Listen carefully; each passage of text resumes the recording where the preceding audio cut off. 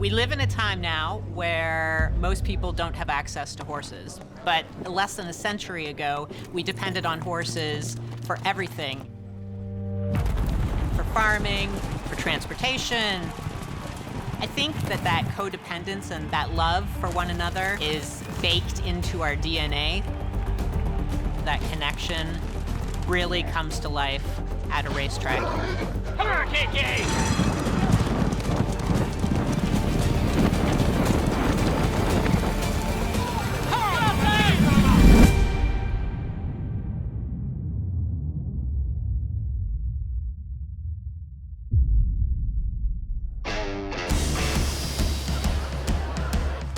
Thoroughbreds have a jockey on the horse's back who's guiding the horse throughout the race. You'll find that jockeys are very lean and small. They have to make sure that they monitor their weight the entire day. Now this one, the devil.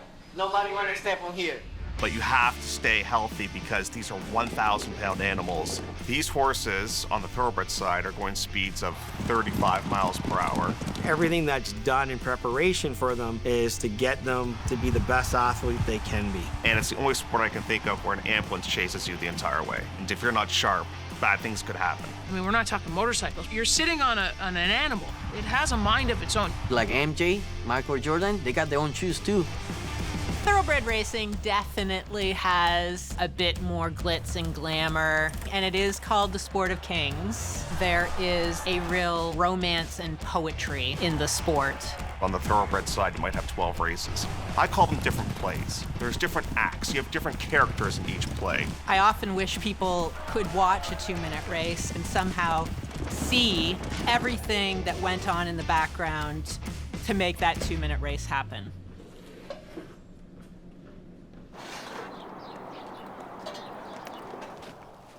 Horses like to train. They're competitors. They like to compete against each other. They're out there and they enjoy what they do. How many years have you been doing this? I was born into it. So Kevin Attard is a trainer. He's a second-generation trainer. I remember as a kid, I would come to the races, and I knew who Kevin was, but Kevin didn't know who I was. My friends kind of grow up in school or playing hockey on the weekends. I was at the racetrack. Originally, I kind of aspired to be a jockey, but then as I grew and got too big to kind of realize that dream was over, and I just kind of knew I was destined to become a horse trainer. Well, he is amongst the best trainers. He's also one of the hardest working trainers that I see. Andrew. Kevin, when he was 10, 11 at Tino's Bar. Just a real good guy. They all really want what's best for the horse, and that's evident by the fact that they dedicate their lives to looking after these horses and bringing them to their full potential. And now Kevin's training a lot of horses. I don't know how many are in his barn right now. I can't keep track. How many horses are you training? We've got 71 stalls here. Yeah. So, I mean, there's a lot of care that goes in. You know what I mean? We're monitoring their temperatures. We're monitoring their appetites. We have chiropractors. We have acupuncturists. There's different massage therapy. Easy, easy, easy, easy. Sometimes you get comfortable with them because you work with them every day and maybe you let your guard down a little bit, but at the end of the day, they're an animal, and then when they react, it's fast and it happens in a split second. Attard was the victim of a freak barn accident that could have cost him his life. I got to about here, and the horse kind of spun around and double-barreled me and kind of kicked me in the face. I was operated by a good doctor. He put about 6 metal plates in my face. They had to kind of pull my skull back out because it had sunk in. I had broken my nose. It never really questioned what I wanted to do. I still loved horse racing, still loved the horses. You bounce back up and you get back on the horse, as they say, right? And away you go. For jockeys, it's not if, it's when. It's how bad. Broken foot, messed up knees. You know, we get bashed and crashed. I did my humeral fracture in 2018. 2019 was the hand and the collarbone. I had received such a blow that my liver was lacerated. I broke my arm off.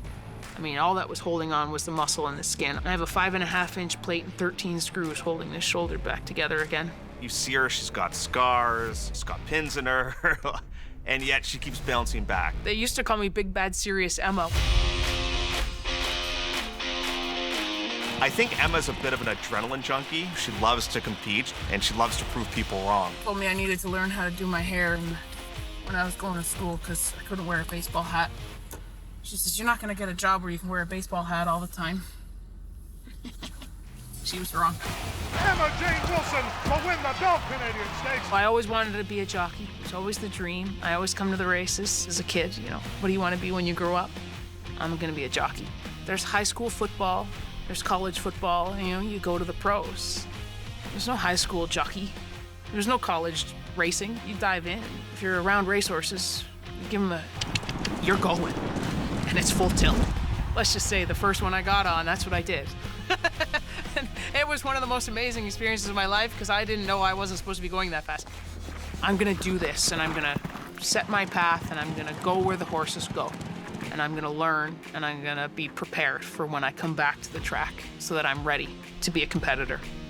And she had immediate success when she started riding. She is a fierce competitor. You're one of the toughest jockeys I know, female, male, it doesn't matter. You could put her up against anybody and you'd have the faith and confidence in her. Her motto is, "Give her, let's go," and that's exactly what she got. To experience what I've experienced, it's just unbelievable. You don't get that from a car in a car race. You only get that from a horse. So you have the regular season, where those games, they matter, they're important, and there are numerous big races after that as well. The Prince of Wales Stakes at Fort Erie, then you have the Breeders' Stakes at Woodbine, but the race that you want to win is the King's Plate, and that's the Stanley Cup of Canadian horse racing. There are great trainers that have trained here at Woodbine for years that one race has eluded them, and that's the Queen's Plate. The Queen's Plate, or the King's Plate as it will be called, is what every Canadian rider dreams of. And yes, you get changes in monarchy. It will sometimes be named the Queen's Plates, now the King's Plates. That is the longest continuously run stakes race in North America. It is longer than the Kentucky Derby. It has survived the Depression. It has survived wars. But the Gallop for the Guineas, also known as the King's Plates, that race just seems to survive anything. It's the winningest Queen's Plate trainer in history, right there, Roger Adfield. Yeah. Let's go back in time, 2007. How long had you wanted it? Was that the one you wanted more than anything?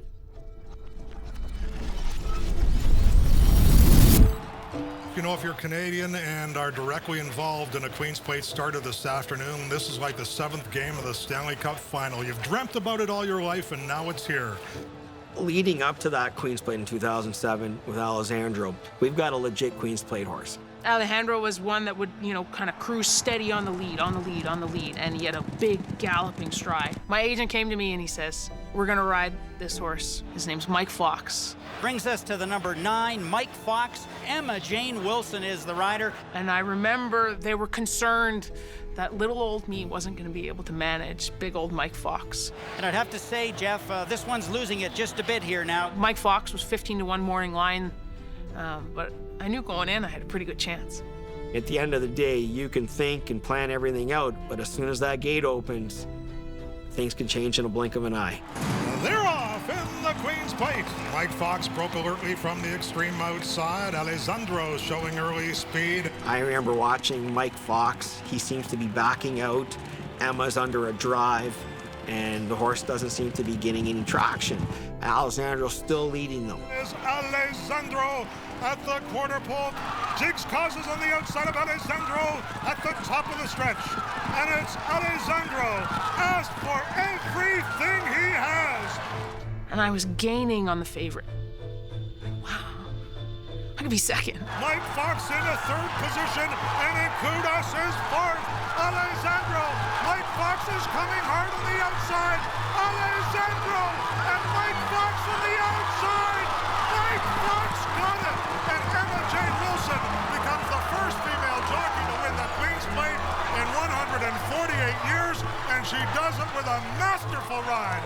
Wow, wasn't that something?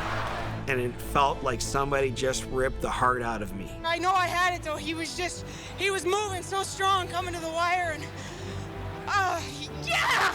I'm a champion jockey who's won the Queen's Plate. You can't take that away. Obviously, I'll never forget that she beat me in the Queen's Plate, and maybe if there was somebody else on that horse that day, we would have won. Emma Jane Wilson and Mike Fox, that training did pay off.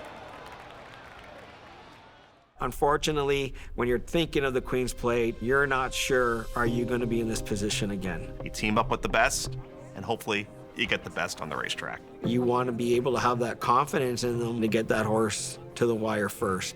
Kevin is one of the best trainers. Rafael Hernandez is one of the best riders. Just makes sense. Hi, Rafi. How are you? Hi, Julia. And Julia. Oh, no. Oh, come on, Julia. He's the best. Anything he wants, he gets. No. Anything. You're the boss. Yeah. Yeah. Right.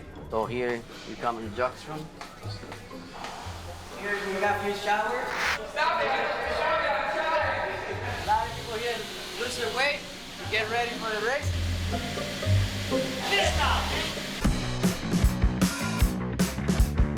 Back in home in Puerto Rico, my father gave me a horse on Christmas. And I got a friend of mine who was on the horses. He told me, you know what, I think you can be a jockey. I don't even know what a jockey was, right? I got lucky, you know, that one of the trainers in America, they gave me the opportunity to come to Canada to ride for them, to ride here in Queen's Plate. Brian Lynch said to Rafael Hernandez, Rafi, I've got a Queen's Plate horse for you. What's the Queen's Plate? Rafi said. Charmin Ghost, trained by Brian Lynch, rider Rafael Hernandez. Charmin Ghost, and Charmin Ghost takes the Queen's Plate a length. I become a winner in 2015 Queen's Plate. Everything you will work for is payday. I think Rafael's a smart rider, and he knows what to do if things maybe don't go as planned. 2016, I moved to Canada, and it's beautiful, you know, especially when you have a family with the kids. And from that point to now, Queen's Plate. Like everybody else here in Canada, that's the goal.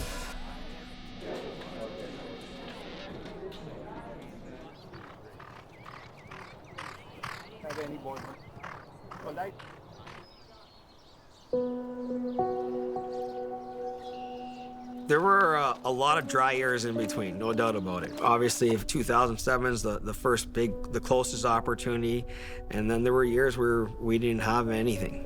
We get paid to perform. We don't have contracts. We don't get paid unless we win. Even though you have these little setbacks or injuries, you're looking to get back with the animals and the horses that you love. What was your favorite moments working together last year? Oh, come on, man. There's no question about that. No question. Moira, hands down. That's it. Right? That's it. We're gonna see Moira right now, the superstar, the real star of Woodbine racetrack. Everybody know Moira, and you guys gonna meet it now, Moira. So let's go see Moira. We're coming to see Moira. All right. So guys, this is Moira, the best horse filly of the year. Like I tell you guys, you see, you have to cut it for her. She don't do it. You know the new cars, they got the different modes, like comfort, she's now in comfort. When she got the sport mode, you want to be on top. Kevin was just dying to win his first Queen's Plate. And I think Rafael and myself, we have good chemistry together, and I think it transpires from that to the horse's back. I tell Moira, I put in clear Moira, say, Moira, it's all on you. We knew we had a good horse in Moira. Now, you have to run in today, and she just flying. And they're off.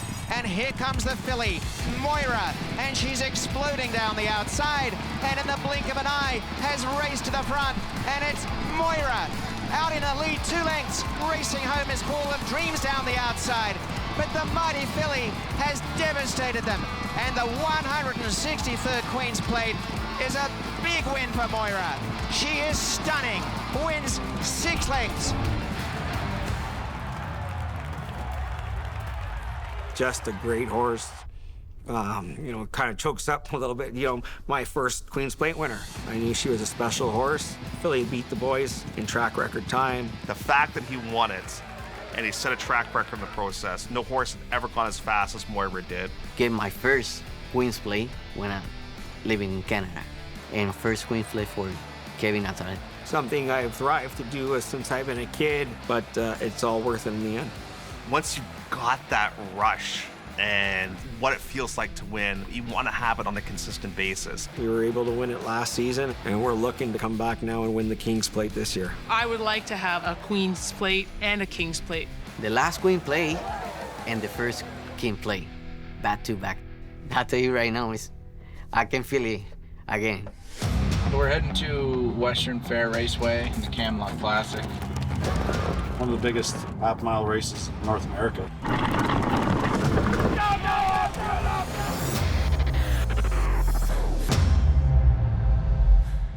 That what it's called, Unfiltered? Yeah. I hope it's filtered a little bit.